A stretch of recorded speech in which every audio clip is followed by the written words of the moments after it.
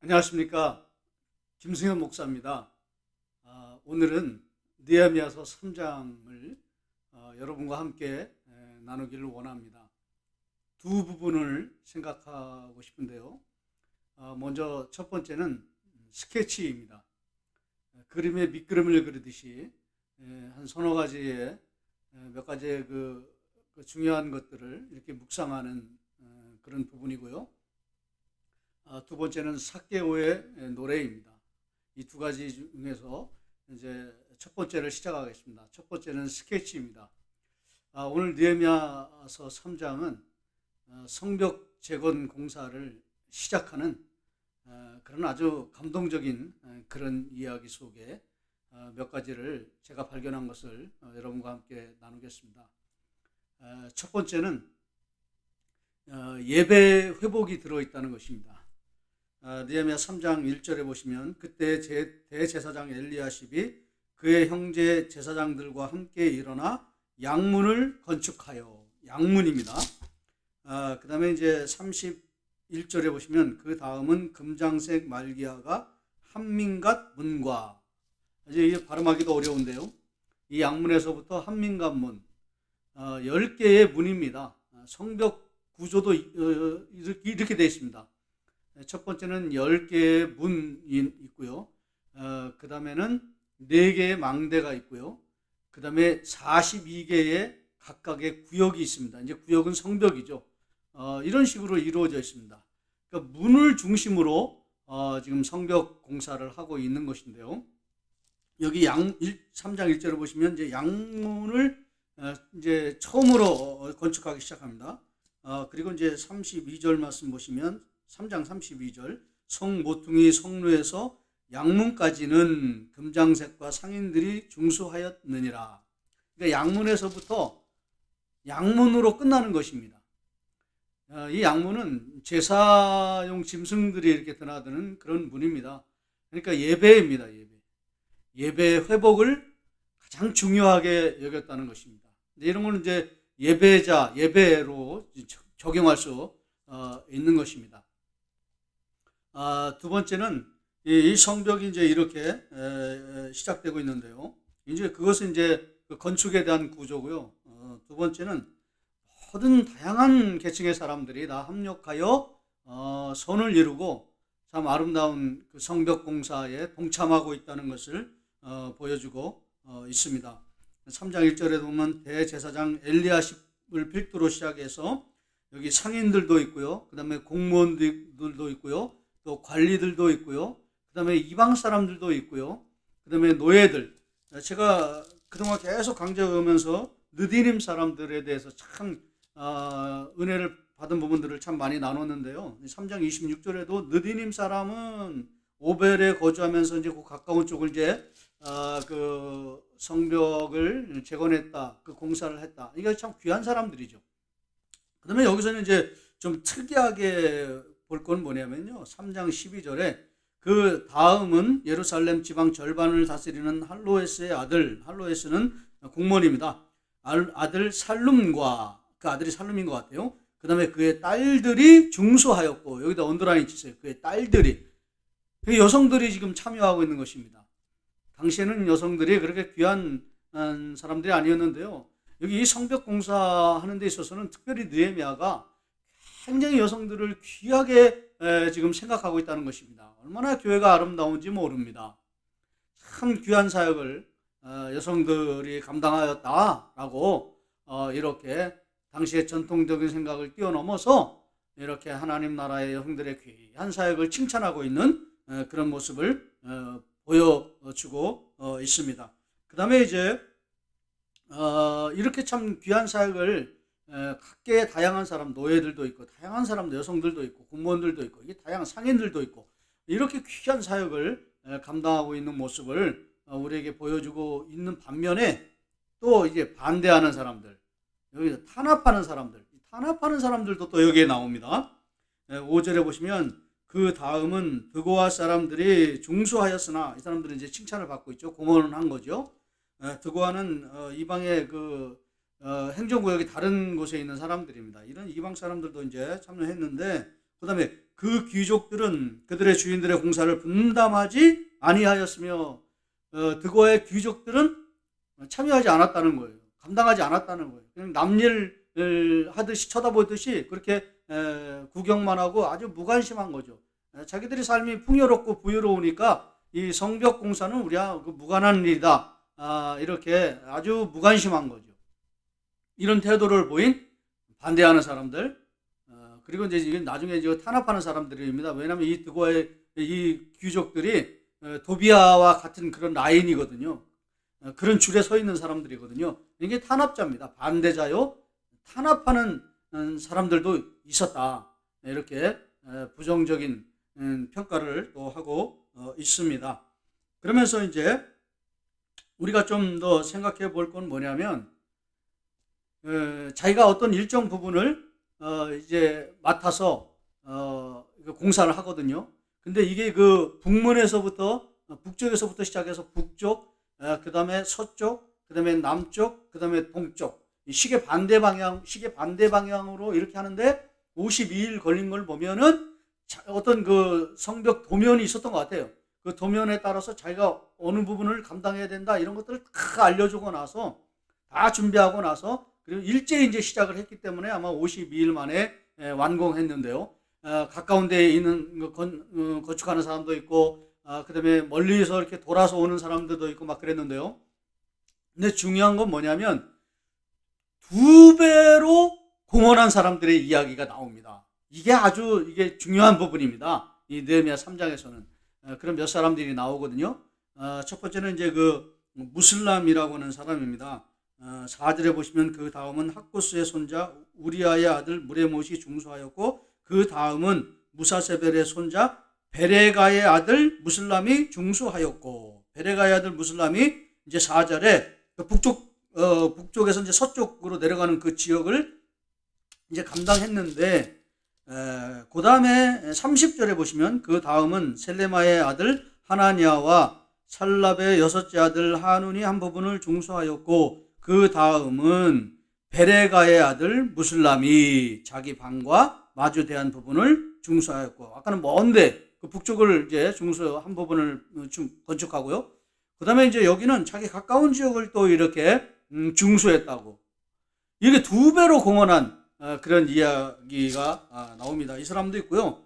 그 다음에 핫숲이라는 사람도 있습니다. 3장 11절에 하림의 아들 말기야와 바한 모아스의 아들 핫숲이 한 부분과 화덕 망대 아까 4개 있다고 그랬잖아요. 그 4개 중에서 화덕 망대는 이제 빵을 굽는 그런 망대입니다. 거기를 이제 핫숲이라는 사람이 이제 중수하고요. 그 다음에 23절에 그 다음은 베냐민과 합숲이 자기 맞은편에 가까운 곳, 거기 또 중수했다고. 그러니까 2배로 공헌한 그런 사람이 나옵니다. 과도한 헌신, 분에 넘치는 희생을 감당했던 사람들이 있다. 성벽 건축하는 사람들도 이런 건 정말 귀한 사람들이다. 또 이렇게 이제 적용하는 그런 부분도 있습니다. 그리고 또 한 사람이 나옵니다. 제가 참 이 사람에 대해서 감동을 많이 받았는데요. 그 이유를 이제 좀 말씀드리겠습니다. 4절에 보시면 3장 4절에 그 다음은 학구스의 손자 우리아의 아들 무레못이 중수하였고, 우리아의 아들 무레못이 이제 한 부분을 중수했습니다. 북쪽에서 서쪽으로 내려오는 길에. 그 다음에 이제 21절에 보시면 그 다음은 학구스의 손자 우리아의 아들 무레못이 한 부분을 중수하여. 2배의 공헌자, 과도한 공헌자. 이제 이런 사람이 있다. 근데 이제 여기까지만 이제 말씀을 전하는 그런 부분들이 참 많더라고요. 제가 보니까요. 근데 저는 이런 궁금증이 생겼습니다. 과도한 헌신, 2배로 공헌한 사람들이 나온다. 건축할 때 이런 하나님의 교회를 위해서는 이런 일을 감당하는 것이 있어야 된다. 이제 그렇게 많이 이제 그쪽으로 이제 생각을 하는데요. 근데 저는 또 이런 질문을 해봤습니다. 도대체 이 과도한 헌신, 과도한 헌신이라고 하면 과도한 헌신이라고 했죠. 2배 공헌자. 이런 2배 공헌자는 그 공헌할 수 있었던 이유, 또 본질, 그 다음에 중심, 그게 어디 있었는가? 이런 궁금증이 생겼습니다. 그런 부분들은 설명을 안 하더라고요. 그런 부분들은 소개를 안 하더라고요. 이제 다른 분들 이제 설교하는 것도 좀 많이 이제 참고를 했는데요. 그런 부분들은 말씀을 안 하시더라고요. 그 과도한 헌신을 할 수밖에 없었던 진짜 이유가 있다면 그것이 무엇인가 하는 것이죠. 원래 이 무레못이라는 사람은요, 에스라서부터 우리가 좀 살펴봐야 되는데요. 에스라서 8장 33절에 보시면 이제 에스라가 한 5천 명을 데리고요, 이제 제 2차 귀환을 할 때의 이야기입니다. 그때 33절 보시면 제4일에 우리 하나님의 성전에서 은과 금과 그릇들을 달아서 제사장 우리아의 아들 무레못의 손에 넘기니, 2차 귀환하고 나서 그 성전에서 사용할 그 귀한 그 그릇들, 그 다음에 금, 은, 굉장히 비싼 거 아닙니까? 이게 조심해서 관리해야 될 그 관리하는 거를 무레못한테 맡겼다는 거예요. 제사장 무레못이죠. 우리아의 아들 제사장 무레못. 그 사람한테 이걸 맡겼다는 거예요. 그러니까 이 사람이 굉장히 정직한 사람이라는 것을 알 수가 있습니다. 근데 거기까지입니다. 과도한 헌신, 2배의 공헌을 하는 이유는 이 사람이 정직하기 때문이다. 그렇게 볼 수는 없지 않습니까? 이런 귀한 일을 잘 감당했다. 사실은 위험한 일이거든요. 위험한 일도 잘 감당했다. 그러니까 2배로 공헌했다. 뭐 이렇게 되는데, 여기서는 그 과도한 헌신을 그 이유를, 본질을, 중심을 찾을 수가 없었는데요. 그 다음에 제가 이제 감동을 받은 부분이 에스라서 10장 36절입니다. 여기를 묵상하다가 무릎을 탁 치면서 옳거니 했던 부분이 바로 이 부분입니다. 36절에 보시면 이제 그 에스라의 그 중보기도를 통해서 제가 지난 시간에 나눴지 않습니까? 통혼한 사람들, 그 사람들의 그 부정적인 명단이라고 10장은 뭐 이혼을 하겠다라고 이제 결심을 하는 그런 부분들도 있었지만은, 어쨌든 여기 10장 36절에 와냐와 무레못과 차폰과 통혼을 했던 사람이라는 거예요. 물론 이제 아내를 이제 합리적으로 이렇게 잘 대우를 해서 이제 이혼을 했지만은, 어쨌든 통혼한 자의 명단, 차폰한 자의 명단 속에 무레못이 들어가 있다는 거예요. 이걸 깊이 묵상할 때에 제가 제목을 삭개오의 노래라고 생각했습니다. 삭개오가 떠올랐습니다. 뽕나무라고 되어 있는데 뽕나무가 아니죠. 돌감람나무죠. 돌감람나무 위에 올라가서 자신이, 그 삭개오가 어떤 사람입니까? 외로운 사람이었죠. 고독한 사람이었죠. 왕따를 당하는 사람이었죠. 그리고 사람들한테 이렇게 다 배척을 당하는 그런 사람 아니었습니까? 매국노라고. 그러니까 엄밀히 말하면 삭개오는요, 키가 작았다고 하는데 키가 작은 게 아니라 마음이 작았던 것입니다. 삶이 작았던 것입니다. 삶이 거칠었다는 거예요. 삶이 아주 그 고통 가운데 있었다는 것이죠. 아무 소망이 없었던 그런 사람이었습니다. 그러니까 키가 작은 게 아니라 마음이 작았던 것입니다. 마음이 힘들었던 것입니다. 마음이 외로웠던 것입니다. 마음이 고통스러웠던 것이죠. 근데 저쪽에서 예수님이 오신다는 그런 소식을 들은 거예요. 사람들 무리의 군중 속에는 들어갈 수 없죠. 당연히 들어갈 수 없죠. 세리장인데요. 매국노인데.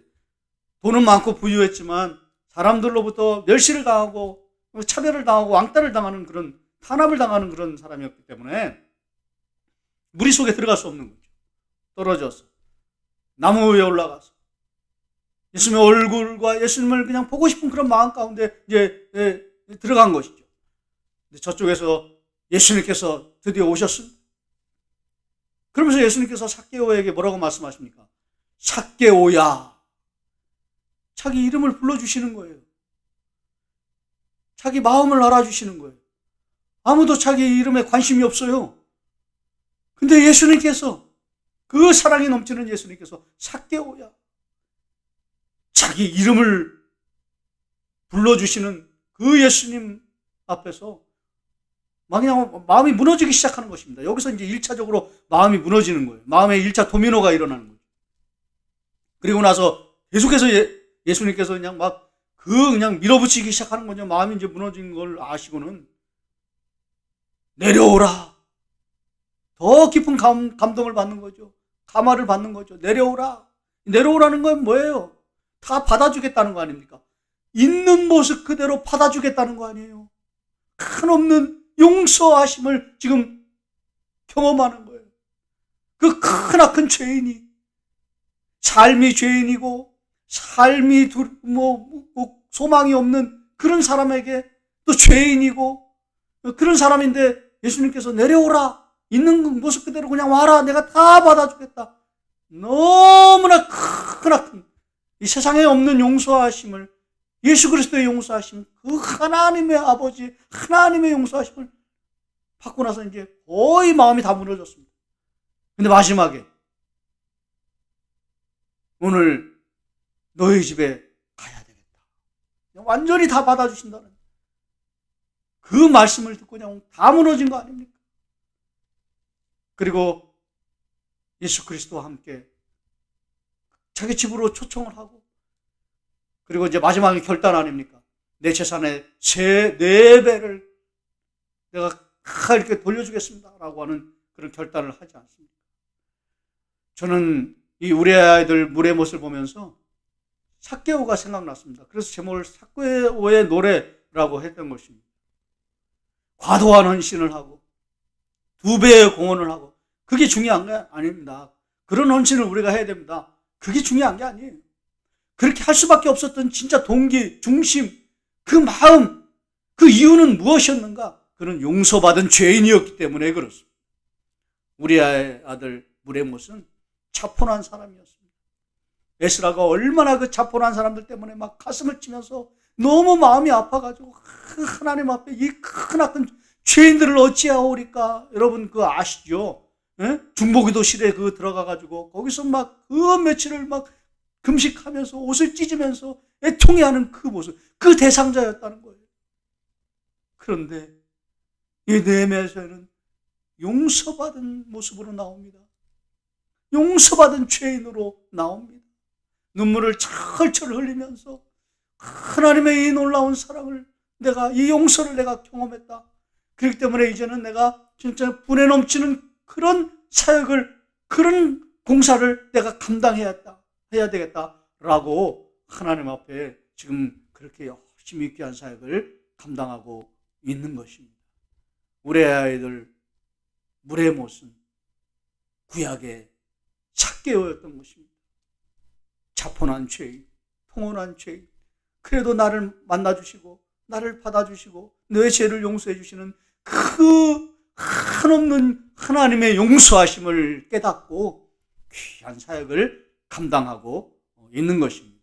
과도한 헌신, 2배의 공헌자, 귀한 사역을 감당해라 라고 하는 메시지가 아니라 가장 중요한 느헤미야 3장의 메시지는 하나님의 넘치는 용서를 받을 때 우리는 비로소 헌신할 수 있고 충성할 수 있고 귀한 사역을 감당할 수 있다. 그러므로 먼저 중요한 것은 하나님의 용서하심을 받아야 된다는 거예요. 하나님의 은혜를 받아야 된다는 거예요. 하나님의 넘치는 사랑을 받아야 된다는 거예요. 그래야 헌신이 나올 수 있고, 그래야 순종이 나올 수 있고, 그래야 그 다음에 충성이 나올 수 있다는 것이죠. 오늘 이것을 우리가 물의 못을 통해서 깨닫게 되는 것입니다. 사랑하시는 여러분, 저는 구약의 삭개오는 물의 못이다, 이렇게 말씀을 드릴 수가 있는 것입니다. 이런 하나님의 용서하심, 하나님의 넘치는 은혜를 이 한 주간 동안에 풍성하게 경험하는 저와 여러분 되시기를 주의 이름으로 축복합니다.